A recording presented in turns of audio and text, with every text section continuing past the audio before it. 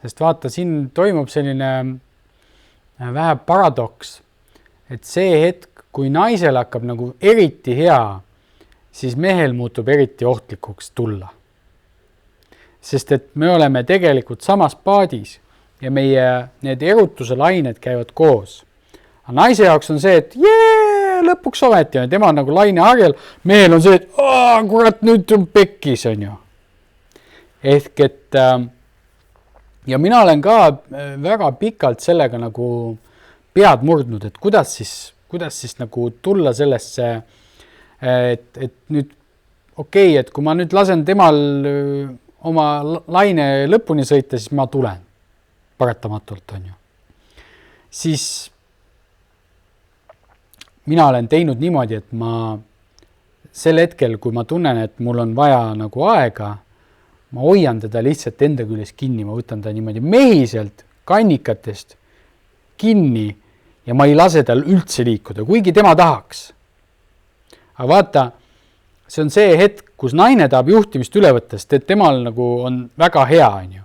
Aga sina mehena saad seda olukorda kontrollida, sest et sinu käes on sau. Paratamatult sa pead sellel hetkel kontrolli üle võtma.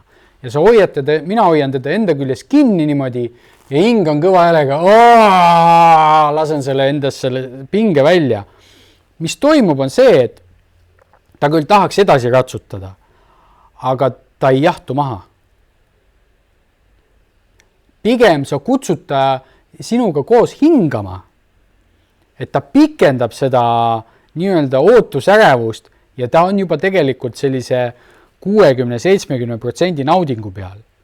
Et tema õpib siis sel hetkel nautima seda 70%, sest et sina ei saagi kaugemale minna kui 70-80% on ju naudingust. Siis sa kutsud ta tegelikult endaga kaasa hingama, häälima, mediteerima, koos sellest nagu läbi minema ja siis läheb mõni minut mööda, sa taastad oma jõu, et jätkata, ta on sama levelil ikka veel. Ta ei kuku, kui sina suudad jahtuda seal 40% peale, tema heal juhul jahtub 60% peale. Mõistad? Ehk et sealt temal, niimoodi, kui sa seda mängu mängid,